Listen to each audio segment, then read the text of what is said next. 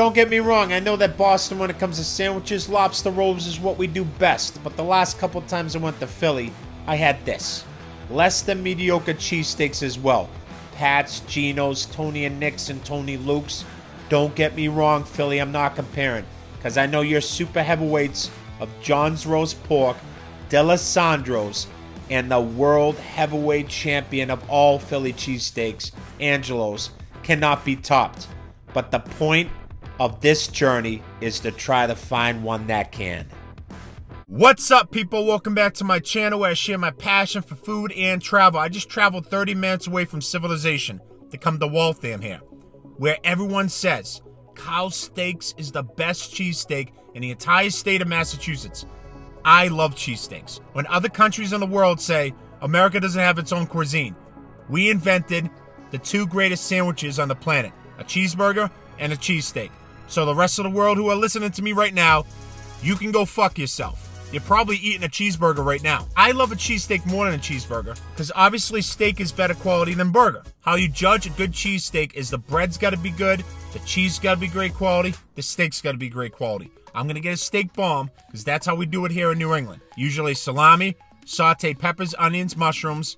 American cheese is the way to go, but if they have provolone and mozzarella, we'll see what they got. Super stoked. There's no parking here. There's no place to go inside and sit down and eat. The tables are literally 2 inches next to each other. This is a shitty setup, but if they are that damn good, then a setup doesn't matter. You have to play by their rules. That's usually how it goes when a place has it that damn good. But we're gonna find out if that's true, because the real's here. Let's go to work.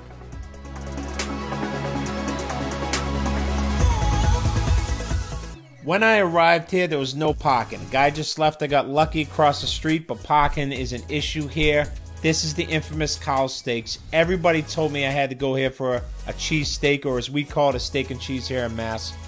Barely any room inside, but everybody was cooking their ass off. And I'm going to go with the special because that's the one everybody told me I had to have. They create their own hours, but the seating here sucks. But they did establish this place in the year I was born, 1981.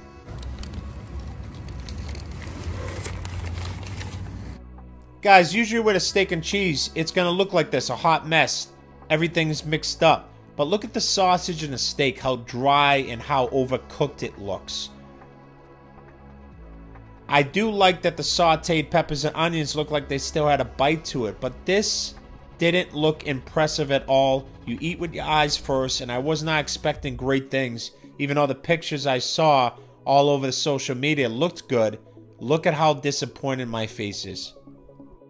I mean, the hoagie that this went on, the bread roll, was not impressive, but what cheesesteak place really is. The lack of flavor in the sausage and the steak was just astounding to me. Not enough seasoning, very, very bland.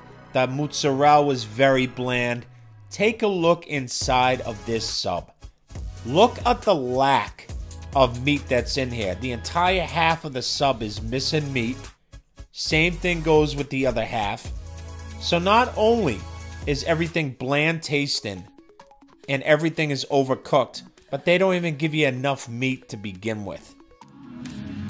I'm in the car! So now I could talk shit, and I am going to talk a lot of shit. This is one of those times I could definitely use that word that starts with an O. Overrated. They barely put enough steak in the sub.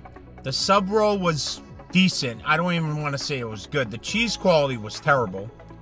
I do like that they sauteed the peppers and onions to the point that they still gave you a little bite.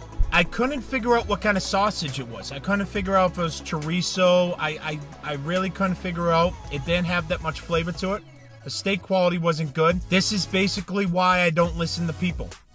This is why I don't listen to people. You have me to tell you if a place is real or fake. This is why this channel exists, guys. This was completely overrated. I don't even know if I could put this cheesesteak in the good category. Good, bad, drizzling shits, good, great, elite. Hard time putting this in even the good category. I do. Manny's in Revere is so much better. They make their bread rolls, seeded rolls in-house. The steak quality and the cheese quality is way better. Go to Manny's in Revere. I'm so glad I don't have to drive 35 minutes out of civilization to have this cheesesteak again. I am super stoked about that. Completely overrated.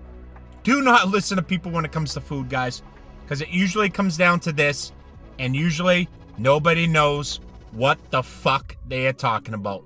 This is the real. I can actually cook a better cheesesteak than everybody that I'm trying, so I'm not talking out of my ass.